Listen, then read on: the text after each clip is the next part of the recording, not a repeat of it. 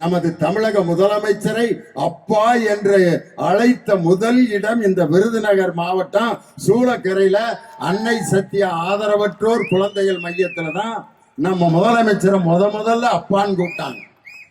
தமிழ் மொழியில மட்டும்தான் அம்மா அப்பாங்கிற வார்த்தை அவ்வளவு சக்தி வாய்ந்த வார்த்தை விட்டாரு. மத்தியானம் 12 மணிக்கு அமித்ஷா கூட பூ கூட கொடுக்குற மாதிரி போட்டோ வந்துருச்சு. பத்திரிக்கையாளர் கேட்கிறாங்க, அதிமுக ஆபீஸை பார்க்க போறேன்னு சொன்னீங்க, போட்டோ போட்டிருக்கேன். அமித்ஷா அவர்களை, உள்துறை அமைச்சர் அவர்களை சந்திக்க போனேன். எதற்கு சந்திக்க போனீர்கள்? கூட்டணியா கேட்கிறேன். பத்திரிக்கையாளர் கேட்கிறாங்க.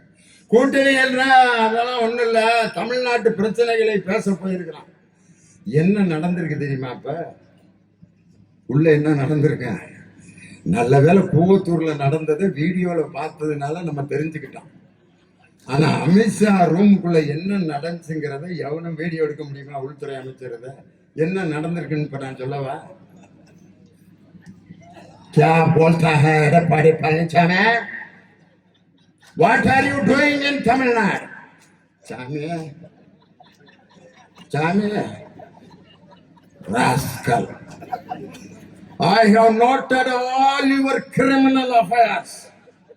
4,478 crores you have done corruption. சாமி அதுக்கு என்ன பண்ண சொல்றீங்க? அண்ணனுக்கு தான் பழக்கமான வேலையாச்சே. டமார்னு விழுந்தாரு. Get up! I will come to Tamil Nadu. You will sit near me and don't open your mouth. சாமி என்ன சொல்றீங்களோ ஐயா சொல்றத நான் அப்படியே கேட்டுக்கிறேன். கூட்டணியினுடைய தலைவர்னு அவர் அறிவிக்கிறார் உள்துறை அமைச்சர். எடப்பாடி பழனிசாமி தலைமையில் தான் கூட்டணி. அப்படின்னா கூட்டணியை யாரு அறிவிக்கணும்? யாரு தலைமை தாங்கிறாரோ அவர் தானே அறிவிக்கணும். டெல்லியில குடுத்த குடு அப்படியே அந்த பக்கம் உட்கார்ந்து இருந்தாரு பாஜகவின் முன்னாள் தலைவர் ஐபிஎஸ் ஆபீசர் அண்ணாமலை. என்ன பேச்சியா? எடப்பாடி பழனிசாமி எல்லாம் என்னை பற்றி பேசுவதற்கு என்ன தகுதி இருக்கிறார்? தற்குறி, அடிமை, சசிகலாவின் கால்களில் விழுந்த ஒரு தற்குறியை நான் என்னை பற்றி பேசுவதற்கு என்ன அருகதை இருக்கு? அவர்களுடன் கூட்டணி வைப்பனா அப்படின்னு பேசிட்டு ரெண்டும் மானங்கட்ட பொழப்பு மங்கள வாழ்வுன்னு சொல்லுவாங்களே, அது இதுக்கு மேல வேற என்னையா? இப்படி ஒரு பதவியை அனுபவிப்பதற்கு பேசாம சாத்தூர் இருக்குங்குடி மாரியம்மன் கோயில் வாசல்ல உட்கார்ந்து பிச்சை எடுத்து சம்பாதிச்சிடலாம்யா. தன்மானத்தையும் சுயமரியாதையும் கற்றுக் கொடுத்த தந்தை பெரியாரின் வழியில் வந்த இயக்கம் திராவிட முன்னேற்ற கழகம். கல்விக்கு எங்களுக்கு நிதி நீ தராவிட்டாலும் எங்கள் கல்வி பணியை நான் நிறுத்த மாட்டேன் என்று தன்மானத்தோடு அறிவித்த ஒரு முதலமைச்சர் நம் தமிழகத்தினுடைய முதலமைச்சர் இல்லையா? அந்த ஒரு தில்லு யாருக்கு வேணும்? இத பார்த்தா எனக்கு இந்த 1ஆம் கிளாஸ்ல நமக்கு சொல்லி கொடுத்த பூனை கதை தான் ஞாபகம் வருது. 2 பூனை ஒரு ரொட்டியை திருடிட்டு வருது. திருடிட்டு வர்றப்ப அந்த ஒரு கருப்பு பூனை சொல்லுது, நான் தான் முதல்ல ரொட்டியை பார்த்தேன், நான் தான் தூக்கிட்டு வந்தேன், எனக்கு தான் ரொட்டி, நான் தான் பார்த்தேன், எனக்கு தான் ரொட்டி. சண்டை. சரி, பஞ்சாயத்தை யார்கிட்ட கொண்டு போவான்? அந்த குரங்கு இருக்கு, அதுகிட்ட போய் பஞ்சாயத்து பேசிடுவான். யாரையும் நான் குரங்குன்னு சொன்னேன்னு பத்திரிகையில் எழுதி கூடாதீங்க, ஒரு கதை தான் இருக்கு. அந்த 2 பூனையும் போய் குரங்குகிட்ட எங்களுக்கு இந்த பஞ்சாயத்தை எப்படியா தீர்த்து கொடுக்க அப்படின்னா, ரொட்டியை யார் முதல்ல பார்த்தது? கருப்பு பூனை. நான் தான் பார்த்தேன். நீயே? நான் ரொட்டியை நான் தான் தூக்கிட்டு வந்தேன், எனக்கு தான். குரங்கு பண்ணுச்சு, ஒரு தராசை கொண்டு வாங்க அப்படின்ட்டு வாங்கி தராசை வாங்கிச்சு. வாங்கி ரொட்டியை பாதியா இங்கிட்ட அங்கிட்ட பிச்சு போட்டுச்சு. ஒரு தராசு இறங்கிடுச்சு. இந்த பக்கம் அதிகமா இருக்கு அப்படின்ட்டு கொஞ்சத்தை பிச்சு தின்றுச்சு. எது? குரங்கு. இந்த பக்கம் இறங்கிடுச்சு.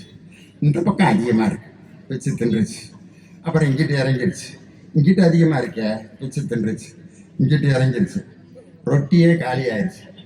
2 பூனையும் இந்த பார்த்துட்டு, ரொட்டி போய் பிச்சை எடுக்க 2 பேரை இந்த ரெண்டு பூனையும் வேற யாரும் இல்லை, எடப்பாடி பழனிசாமி அண்ணாமலையும் தான்.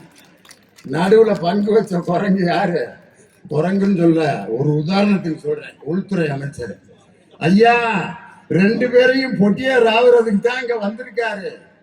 ஏதோ அதிமுகவும் பாஜகவும் கூட்டணி சேர்ந்த உடனே திமுக ஆஹா பயந்து விட்டது அப்படின்ட்டு புதுசா தேர்ந்தெடுக்கப்பட்ட தலைவர் சொல்றாரு. இது போல 1000 சலசலப்புகளை பார்த்த இயக்கம் திராவிட முன்னேற்ற கழகம். வருகிற 2026ல என் தலைவர் 234 தொகுதியிலும் வெற்றி பெற போவது என் தலைவர் தான் ஐயா. இன்னைக்கு பாத்தீங்கன்னா ஆளுநராக இருக்கக்கூடிய மேதக ஆளுநர் RN ரவி 24 சட்ட மசோதாக்கள் சட்டமன்றத்தில் நிறைவேற்றப்பட்ட அந்த தீர்மானங்களை யாருக்கும் அனுப்பாமல் கிடப்பிலே போட்டு 17 பல்கலைக்கழகங்களில் துணைவேந்தரே இல்லாமல் உயர்கல்வியை முடக்கி வைத்திருந்த அந்த ஆளுநருக்கு எதிராக உச்ச நீதிமன்றத்தில் சட்ட போராட்டம் நடத்தி இன்று ஆளுநருக்கு தலையிலே ஓங்கி ஒரு கொட்டு கொட்டி மாநில அரசின் உரிமையில் தலையிடுவதற்கு உனக்கு எந்த அதிகாரமும் இல்லை என்று ஆளுநருடைய அந்த அதிகாரத்தை, அந்த சர்வாதிகாரத்தை ஒடுக்கிய முதலமைச்சர் நம் தமிழகத்தினுடைய முதலமைச்சர். இந்த தமிழகத்தின் வேதனைகளையும் கஷ்டங்களையும் தீர்த்த ஒரு தலைவர் என்பதால் தான் வேதனைகளும் கஷ்டங்களும் தீர்றப்ப அப்பாங்கிற வார்த்தையை பயன்படுத்தலாம். ஆனால் அம்மாங்கிற வார்த்தைய அதிமுக காரங்க அவங்க தலைவி அம்மாவை கூப்பிட்டாங்க. நம்ம யாராவது ஏன் அவங்கள அம்மான்னு கூப்பிடுறீங்கன்னு கேட்டோமா? நம்ம கேட்கல. எங்களுக்கு அம்மா இருக்கும்போது உங்க அம்மா எதுக்கியா நாங்க அம்மான்னு கூப்பிடணும்னு கேட்கல. கூப்பிட்டுக்குங்க, அது உங்க உரிமை. ஆனால் எங்கள் தலைவரை இன்று அப்பா என்று மக்கள் அழைப்பதற்கு காரணம், ஒரு குடும்பத்தில் அப்பா செய்ய வேண்டிய அனைத்து பணிகளையும் இந்த நாட்டுக்கே செய்து கொண்டிருக்கக்கூடிய ஒரே தலைவர் நம் தமிழக முதல்வர் தளபதி மு.க. ஸ்டாலின் என்ற தலைவர். தந்தையிலே